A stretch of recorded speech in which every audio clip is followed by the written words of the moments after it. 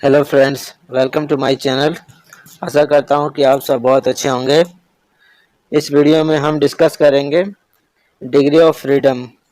और degree of freedom पे हम सिर्फ डिस्कस करेंगे इसका जो फॉर्मूला होता है F=3n, और एक और होता है F=3n-k। तो इसको हम डिराइव नहीं करेंगे। डिराइव ना करने की वजह ये है कि ये वीडियो जो हम बना रहे हैं वो सिर्फ आपको समझना है जनरलाइज कोऑर्डिनेट को। ये वीडियो आपको हेल्पफुल करेगा जनरलाइज कोऑर्डिनेट को समझने में। तो इसलिए इसमें हम सिर्फ डिग्री ऑफ फ्रीडम के जितने भी पॉइंट्स है उस पर डिस्कस करेंगे। हम सारे के सारे पॉइंट्स को बताऊंगा।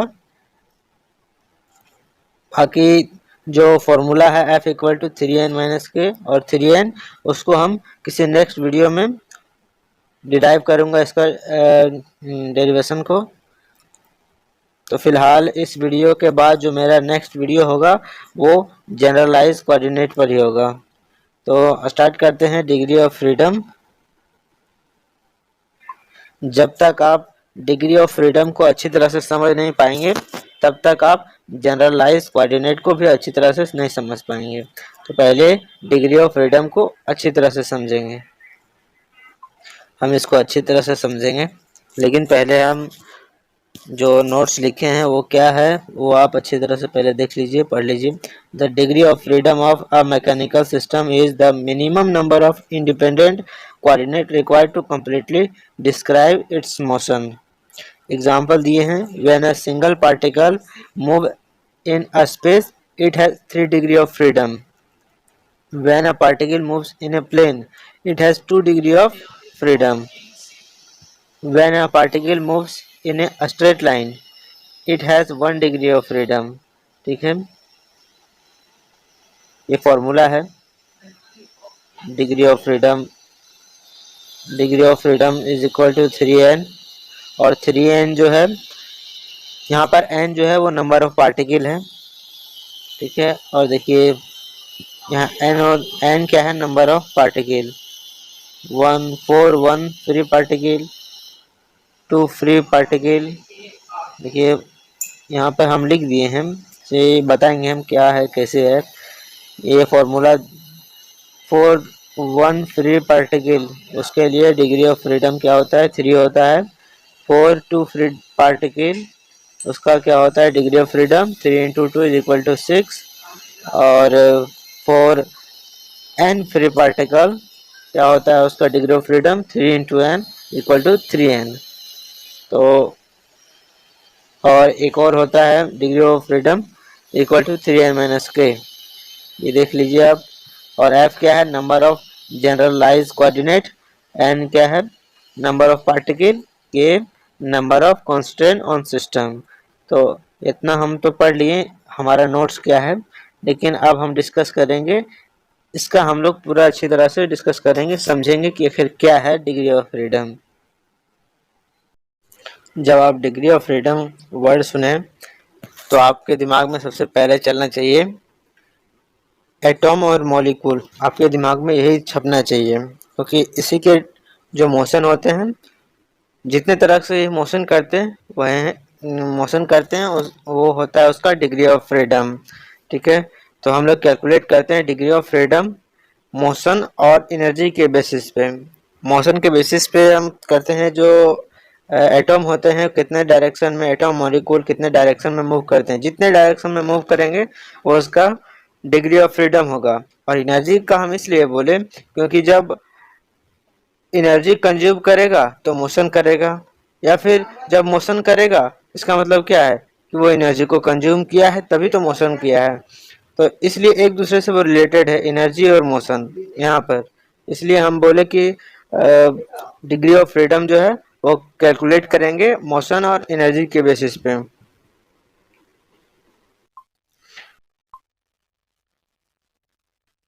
देखिए, जब यहाँ एक सिस्टम है, इसके अंदर मॉलिक्यूल्स होंगे, एटम्स होंगे। एटम्स जब दो या दो से अधिक मिलते हैं तो मॉलिक्यूल ही बनाते हैं। तो एटम और मॉलिक्यूल बोल सकते हैं यहाँ पे, क्योंकि आप समझ रहे हैं हम क्या समझाना चाह रहे हैं। अब देखिए, अगर मॉलिक्यूल है, अगर मॉलिक्यूल एक डायरेक्शन में मूव करता है तो मीन्स उस मॉलिक्यूल का डिग्री ऑफ फ्रीडम एक होगा। कि डिग्री ऑफ फ्रीडम, फ्रीडम का मतलब तो आज़ादी होता है, यहाँ पर डिग्री ऑफ फ्रीडम है कि उस मॉलिक्यूल को कितना डायरेक्शन में मूव करने का आज़ादी है, ठीक है, वही उसका डिग्री ऑफ फ्रीडम होगा। तो यहाँ देखिए ये मॉलिक्यूल अगर दो डायरेक्शन में मूव किया, इधर एक्स और वाई के डायरेक्शन में मूव किया, तो क्या हुआ, इसका डिग्री ऑफ फ्रीडम 2 होगा।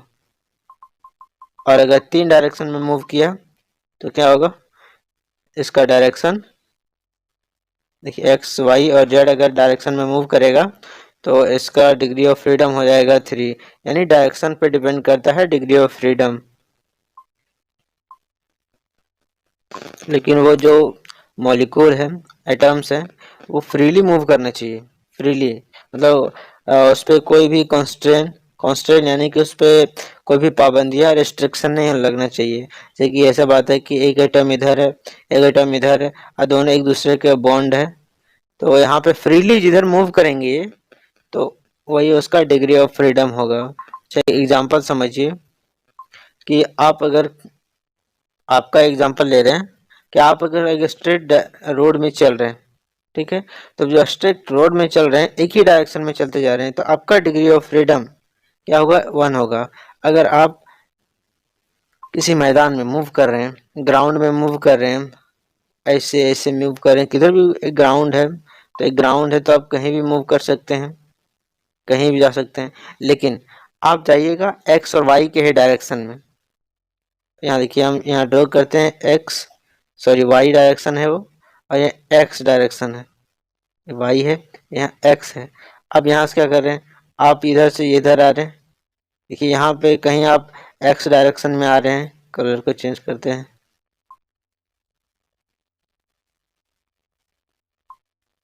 कभी आप यहाँ से वाई डायरेक्शन में चलते हैं, फिर कभी एक्स डायरेक्शन में, कभी वाई डायरेक्शन में वाई डायरेक्शन में चलते हैं, फिर एक्स डायरेक्शन में, फिर आप वाई डायरेक्शन में चले यहाँ, फिर एक्स डायरेक्शन में, इस तरह करके चलिएगा। तो यहाँ क्या कर रहे हैं आप, डिग्री ऑफ फ्रीडम 2 ही होगा, क्योंकि आप दो ही डायरेक्शन में मूव कर रहे हैं।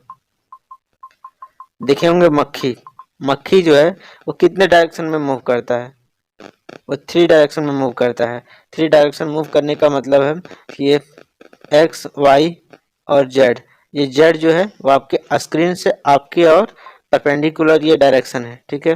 तो यहाँ देखिए वो मूव करता है, कभी लेफ्ट मूव करेगा, कभी ये राइट मूव करेगा, कभी लेफ्ट मूव करेगा, कभी ऊपर उड़ता है, वही इसका 3 डायरेक्शन है। एक्स वाई जेड तीनों डायरेक्शन में मूव करता है मक्खी, इसलिए उसका डिग्री ऑफ फ्रीडम 3 है। एटम्स और मॉलिक्यूल होते हैं वो कितने तरह से मोशन करते हैं, मटेरियल के अंदर, सिस्टम के अंदर, सब्सटेंस के अंदर, एक ही बात है। मटेरियल बोलिए, सब्सटेंस बोलिए, सिस्टम बोलिए, एक ही बात है। तो इसके अंदर कितनी तरह से वो मोशन करता है, ट्रांसलेटरी मोशन करता है, रोटेशनल मोशन करता है, वाइब्रेशनल मोशन करता है, ठीक है। और ट्रांसलेशनल मोशन में वो डिग्री ऑफ फ्रीडम ज़्यादा से ज़्यादा कितना होता है, 3 होता है ट्रांसलेटरी मोशन में। और इसमें रोटेशनल मोशन में डिपेंड करता है कि वहाँ जो एटम है वो मोनोएटॉमिक है, डायटोमिक है, ट्राइएटॉमिक है, उस पर डिपेंड करता है उसका डिग्री ऑफ फ्रीडम। क्योंकि जब वो मोनोएटॉमिक है, जब सिंगल एटम है तो वो किधर भी मूव कर सकता है, एक्स वाई जेड डायरेक्शन किधर भी मूव कर सकता है। लेकिन अगर वो डायटोमिक है, डायटोमिक, तो क्या करता है, एक दूसरे से बॉन्ड बना लेता है, जिस कारण से वो एक ही डायरेक्शन में, एक नहीं 2 डायरेक्शन में मूव करता है, या फिर इधर अगर मूव करेगा तो दोनों साथ में मूव करेगा। और जो हो गई बात वाइब्रेशनल मोशन की, तो वाइब्रेशनल मोशन में क्या होता है, काइनेटिक एनर्जी और पोटेंशियल एनर्जी, उसी से तो वाइब्रेशन होता है। और काइनेटिक एनर्जी तो मोशन के क्या होता है, kinetic energy the energy possessed due to its motion, और पोटेंशियल एनर्जी होता है energy possessed due to its height. तो जो एटम होते हैं, मॉलिक्यूल होते हैं, या जो पार्टिकल होते हैं वो कैसे मूव करते हैं, वाइब्रेट करेंगे, ऐसे वाइब्रेट करेंगे, ऐसे वाइब्रेट करते हैं, तो दो डायरेक्शन में वाइब्रेट करेंगे, इसलिए इसका डिग्री ऑफ फ्रीडम 2 होगा। तो यहाँ पे देखिए, यहाँ पे जो डिफिनेशन हम लिखे हैं डिग्री ऑफ, यहाँ पे जो degree of freedom of mechanical system is defined number of independent coordinate required to completely describe its motion, यानी कि जो मोशन जो कर रहा है एटॉम मॉलिक्यूल, जो सिस्टम के अंदर n टाइप्स ऑफ पार्टिकल होते हैं, n नंबर ऑफ पार्टिकल होते हैं, तो वो बहुत सारे मूव करेंगे, और जितने पार्टिकल मूव करते हैं उसका जो डिग्री ऑफ फ्रीडम होते हैं वो होता है 3n, क्योंकि टोटल नंबर ऑफ जो पार्टिकल है वो n है। तो एक पार्टिकल का जो होता है डिग्री ऑफ फ्रीडम वो होता है 3, तो n पार्टिकल है तो डिग्री ऑफ फ्रीडम कितना होगा, 3n होगा। तो यहाँ पे हम कोऑर्डिनेट, इंडिपेंडेंट कोऑर्डिनेट जो वर्ड यूज़ किए हैं वो इसलिए यूज़ किए हैं क्योंकि हमको यहाँ पे समझना है, ये वीडियो फिर से हम आपको बता दे रहे हैं, ये वीडियो आपको आपके लिए बनाया जा रहा है क्योंकि आप जनरलाइज कोऑर्डिनेट को अच्छी तरह से समझ पाएँ। तो ये वीडियो आपको समझ, जब तक ये वीडियो में आप डिग्री ऑफ फ्रीडम अच्छी तरह से समझ नहीं पाएंगे तब तक जनरलाइज कोऑर्डिनेट को आप अच्छी तरह से समझ नहीं पाएंगे। तो इसलिए यहाँ पे कोऑर्डिनेट वर्ड का ही हम यूज़ किए हैं, इंडिपेंडेंट कोऑर्डिनेट। तो जो मोशन हो रहा है उसका हम लोग डिफाइन करेंगे कोऑर्डिनेट के थ्रू।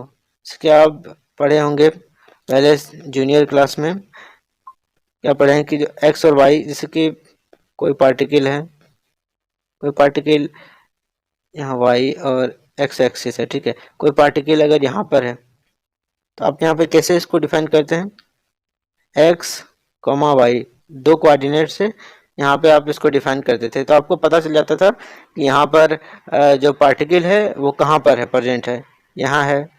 तो जो भी मेजरमेंट होंगे एक्स से यहाँ तक का और वाई का यहाँ, वही आप यहाँ ब्रैकेट में लिखते थे। तो उसी प्रकार से है, जो कोऑर्डिनेट होगा वो मोशन को डिफाइन करेगा, कोऑर्डिनेट के थ्रू हम लोग को मोशन को डिफाइन करना है। और जो कोऑर्डिनेट है वो एक दूसरे से इंडिपेंडेंट होंगे, एक्स और वाई जो है वो एक दूसरे के इंडिपेंडेंट होंगे, मतलब कि एक्स अगर चेंज कर रहा है तो वाई में कोई चेंज आने नहीं चाहिए, अगर आ गया दोनों अगर डिपेंडेंट हो गए तो फिर वो गलत हो जाएगा, डिग्री ऑफ फ्रीडम नहीं होगा, ठीक है।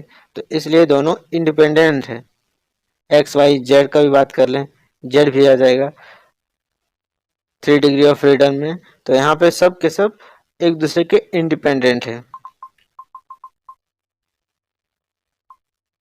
कि यहाँ पे एग्जांपल भी हम दिए हैं, ये पार्टिकल मूव इन प्लेन। अच्छा, हम एग्जांपल नंबर 3 से स्टार्ट करते हैं। यहाँ पे 1D है, ये मीन्स वन डायरेक्शन। जब पार्टिकल मूव करता है स्ट्रेट लाइन में, एक स्ट्रेट लाइन में जब पार्टिकल मूव करता है, क्योंकि वो एक ही डायरेक्शन में मूव कर रहा है, इसका डिग्री ऑफ फ्रीडम 1 होगा according to its motion in direction.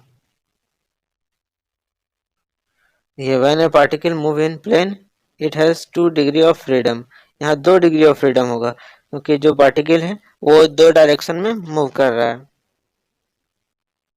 Degree देखिए यहाँ पे, when a single particle moves in a space it has 3 degree of freedom. Example भी दे दिए, जैसे कि क्राउ, कौवा जो होता है वो स्काई में फ्लाई करता है, वो 3 डिग्री, उसके पास 3 डिग्री ऑफ फ्रीडम होता है, वो 3 डायरेक्शन में मूव करता है।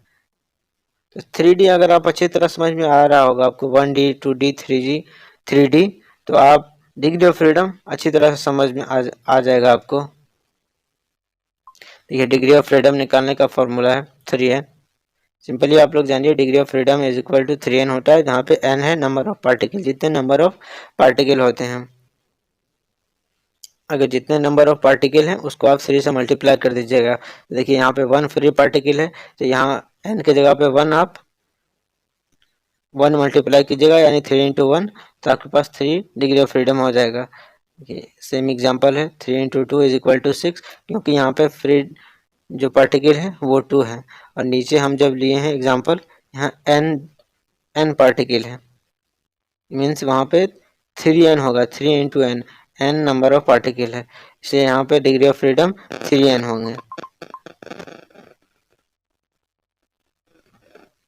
यहाँ पर है जनरलाइज कोऑर्डिनेट, यहाँ आपको अच्छी तरह से समझ में आएगा। ये जो फॉर्मूला है ये कोऑर्डिनेट, जनरलाइज कोऑर्डिनेट का ही फॉर्मूला है। नंबर ऑफ जनरलाइज कोऑर्डिनेट, यहाँ से आप जनरलाइज कोऑर्डिनेट के कितने नंबर है वो फाइंड आउट कर सकते हैं। यहाँ पर देखिए, हाँ तो लिखा हुआ है, साफ साफ लिख दिए हैं, f is equal to number of generalise coordinate, n equal to number of particle, k equal to number of constant on system. Constant on system का मतलब क्या होता है, रिस्ट्रिक्शन है ये, मतलब बोल सकते हैं कि पाबंदी, पाबंदी बोल सकते हैं, एक अच्छा वर्ड है पाबंदी की, पाबंदी।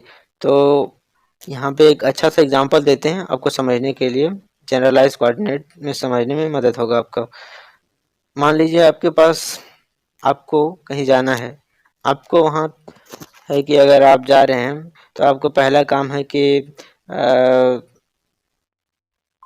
सोच लीजिए कि आप जा रहे हैं, आपको पहले आपके जीएफ के पास जाना है, उससे मिलना है, फिर उसको लेकर जाना है सिनेमा हॉल जाना है, फिर वहाँ से जाना है आपको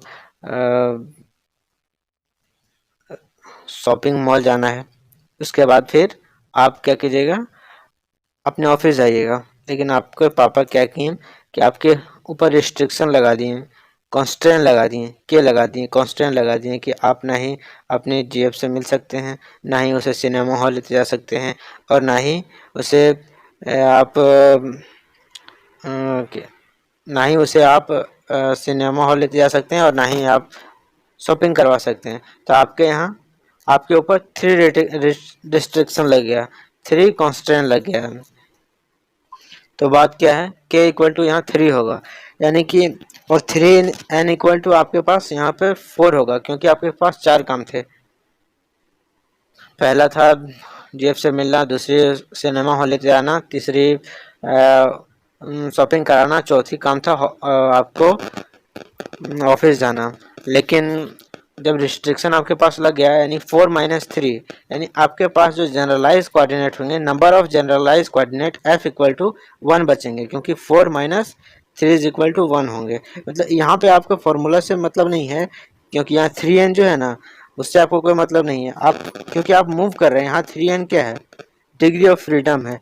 तो आप जितने तरह से यहाँ मूव करते हैं, आप यहाँ पे कितना मूव कर रहे थे, 4 मूव कर रहे थे, इसलिए हम समझा रहे हैं। इस फॉर्मूला पे आप मत जाइए, सिर्फ एग्जांपल समझिए आप।